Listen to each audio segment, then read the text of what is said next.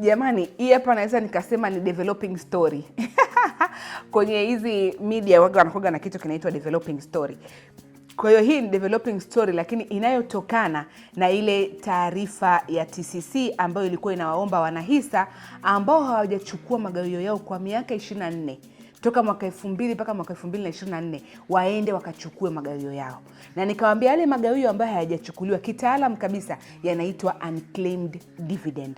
Tunajua kwamba gawio ni dividend, lakini unclaimed ni ile ambalo halijaenda kuchukuliwa. Na ndio maana nikasema kwa Kiswahili unaweza kusema ni magawio yaliyosuswa au yaliyotelekezwa. Kwa hiyo tukaangalia sababu kwa nini huwa kuna kuwepo na hizo unclaimed dividend. Na sasa hapa kama mnavyoona hapa nimesema kwamba dividend ni gawio. Nilikuwa nataka tu touch base kwanza tujue kwamba dividend ni gawio. Ngoja nichukue peni nzuri inaandika vizuri. Kwa hiyo tumesema kwamba dividend ni gawio. Sawa, hiyo ni gawio. Lakini unclaimed dividend ni nini sasa? Nataka nimeanzia mbali ili niweze kudevelop hiyo concept. Kwa hiyo dividend ni gawio. Unclaimed dividend ni nini? Tumesema unclaimed dividend iliyo tayari kulipwa. Lakini ni dividend iliyopitishwa kwa ajili ya malipo. Lakini gawio ama dividend haijalipwa bado. Kwa hiyo ni dividend ambayo tayari kabisa iko tayari kwa ajili ya kulipwa. Sio kwamba ili gawio halipo. Gawio lipo na lipo tayari kulipwa.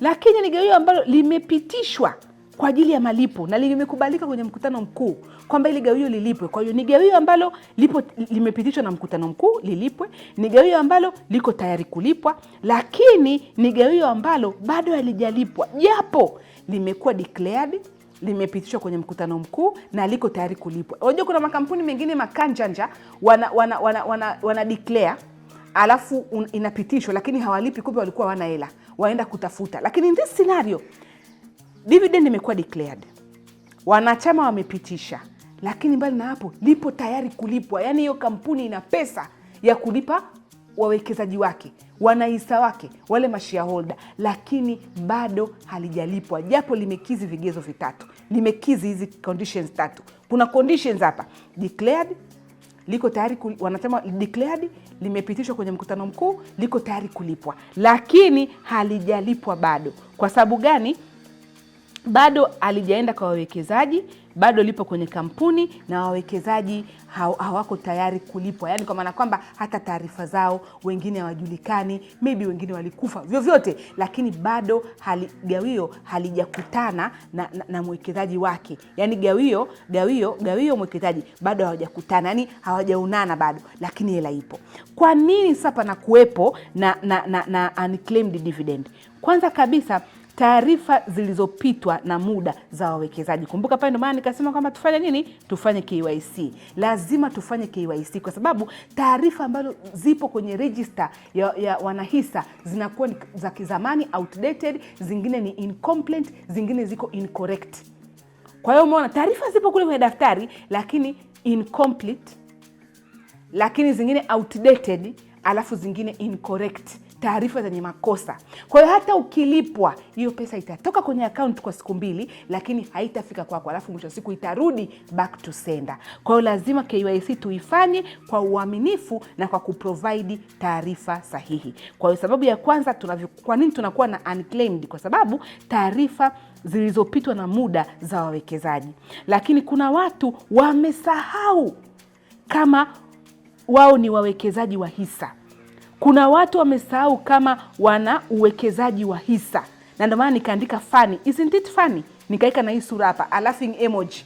Mimi naona kama this is funny. Anyway, lakini wanadamu waga wanasahau vitu vingi. Ila nilijua tu watu waga wanasahau birthday za wapenzi wao, wanasahau anniversary, mtu anasahau siku ya Valentine kumuishi mpenzi wake, alafu inakuwa ugomvi usiku na kadhalika. Lakini sikujua paka kwenye hisa mnasahau. Huku nje mnasahau na amsemi kama mnasahau nyinyi ni wawekezaji katika hisa. Kwa hiyo kuna watu wanasahau. Yaani anawekeza afu anasahau kama yeye ni mwekezaji. Kwa hiyo hakumbuki kama anatakiwa kwenda kufanya nini? Anatakiwa kwenda kudai gawio. Na miaka inapita tu. Mpaka inafika miaka 24, mtu hajai kwenda kudai gawio. This is amazing. Must be very amazing. Mimi nashangaa, it's surprising. Lakini huwezi kuamini hiyo ni sababu namba 2 inafanya magawio unclaimed yanakuwepo. Watu wanasahau kama wao ni wawekezaji. Mimi nilijua ni Valentine tu unaambiwa I love you my love, ndo hujaambiwa. Kumbe hata kwenye magawio tu wanasahau. Lakini pia mabadiliko ya taarifa za benki bila kutoa taarifa kwenye kampuni. Wewe zamani ulikuwa unasema pengine uko benki fulani, sasa hivi umehama, ile account umefunga, umeenda benki nyingine, alafu hautoi taarifa. Ndio ile incomplete, not correct, au wakati mwingine outdated. Kwa lazima tutoe taarifa sahihi wakati wote, na ukibadili kitu kwenye taarifa zako, make sure una update ile kampuni. Hata kimakazi, mimi nilikuwa mkazi wa Dar, sasa hivi ni mkazi wa Rukwa. Mimi nilikuwa napatikana kwa namba hii, sasa napatikana kwa namba hii na kadhalika. Lakini nyingine ni kifo cha mwekezaji bila kutokuwa na taarifa na kuchaguliwa mrithi au ama msimamizi. Mtu anakufa, kampuni ya uwekezaji hawajajua. Lakini wakati mwingine anakufa hata kampuni kama ikijua, lakini hawaja-appoint. Marehemu alikuwa haja-appoint mrithi ama haja-appoint msimamizi. Kwa hiyo bado watakulipa kwa sababu uwekezaji wako haujafa. Anakufa mwekezaji lakini uwekezaji hautakaa ufe, hata kampuni ife.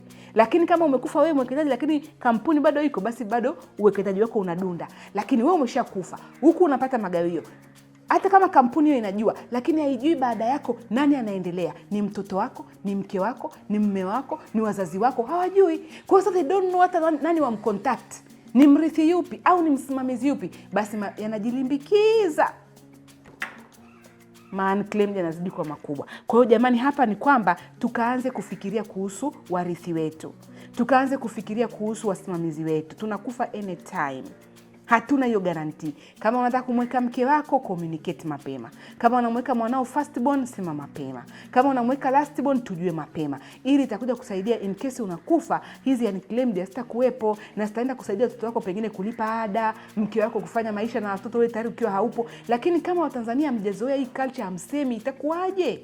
Kwa lazima tukachague warithi na wasimamizi wa mali zetu na uwekezaji wetu, sawa Lakini magawio madogo, sasa kuna watu wamewekeza kidogo, hela ndogo ndogo. Kwa hiyo unakuta kwa mfano gawio linakuja 150,000, unaona $150,000. Wakati mwingine kwa mfano mimi nilipataga 180,000, Kuna siku mtu atapata kwa mfano labda 200,000. Kuna vimagawio. Sasa hivi vimagawio watu wanavidharau.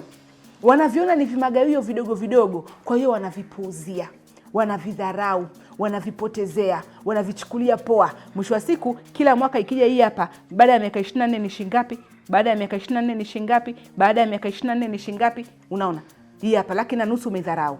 280,000 umedharau. 200,000 umedharau. Lakini kuna 24 years hapa. 24 years.